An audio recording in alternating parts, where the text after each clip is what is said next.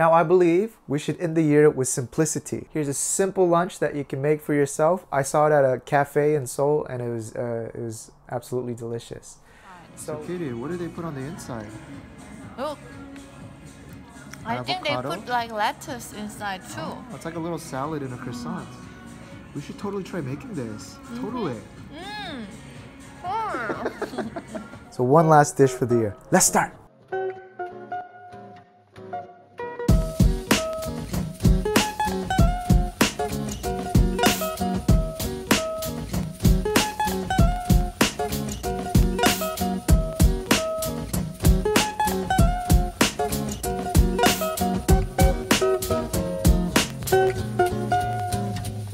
Avocado in Korea is very expensive, and since it's the end of the year, I had to import one from New Zealand. So I hope it's nice and green and it'll treat me right. Now on this avocado croissant, they also had this very soft boiled egg. So I think we should just move this out the way and start with the egg first. If you look on the web, there's a ton of articles showing you how to cook the perfect soft boiled egg. Tried a lot of those and there's always mixed results. Big reason is because you're not using the same pot as the author, which is important because your pot may be losing heat faster. So today we're going to do a method that just takes the pot out of the equation. Fill a pot with enough water to cover 1 inch above the egg.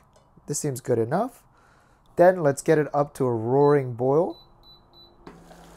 It's too crazy, so we have to turn down the heat just for a quick second.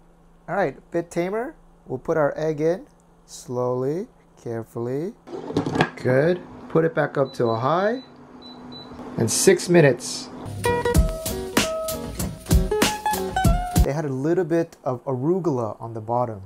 And I'm gonna just cut off the roots. Fresh cilantro is very hard to find in Korea. You guys already know my cilantro story, right? About having to go to a Vietnamese pho store and kind of stuffing some in a napkin, bringing them home to cook with. But it wouldn't be guacamole without some cilantro. So I'm gonna just bunch this up. But I do have another story for you guys. I went to the Korean mart just looking for these, you know, very common pepper flakes. But the Korean mart only had gochugaru, and I was like, "What? Korea? You're killing me." Where do you go? I went to Pizza Hut, and I got the little packets.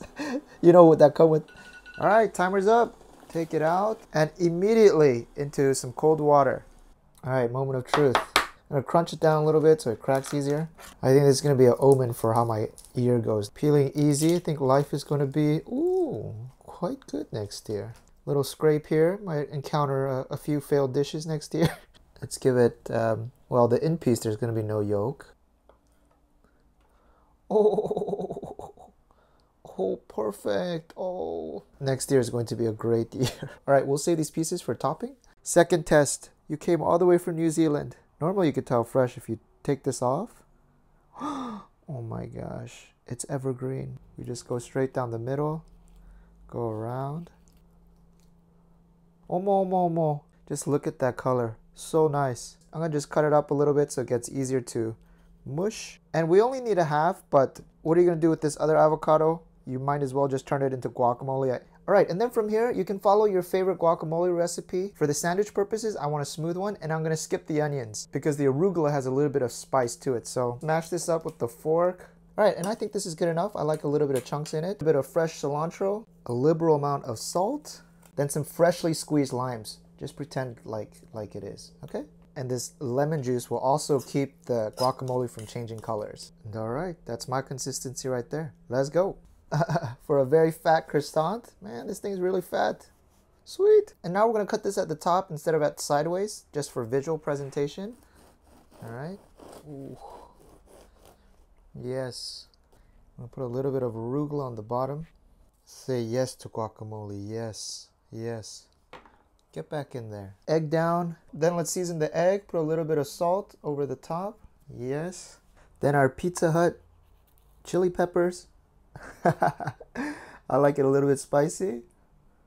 You see how that red brings it to life? Oh, mama. Then some freshly cracked black pepper over the top. Throw some arugula on the side for presentation. And there it is. This is the Seoul egg avocado croissant. Man, this one is a really fat croissant, I'm not gonna lie. That egg just looks wonderful by itself. Oh, yes. All right, so allow me to dig in real quick. Let's take a big bite. This just tastes fancy. I feel like I'm at a hotel right now eating lunch. Anyhow, I want to say thank you for rocking with your potential future neighbors from Seoul throughout this whole year. Let's start the new year with a lot of energy and just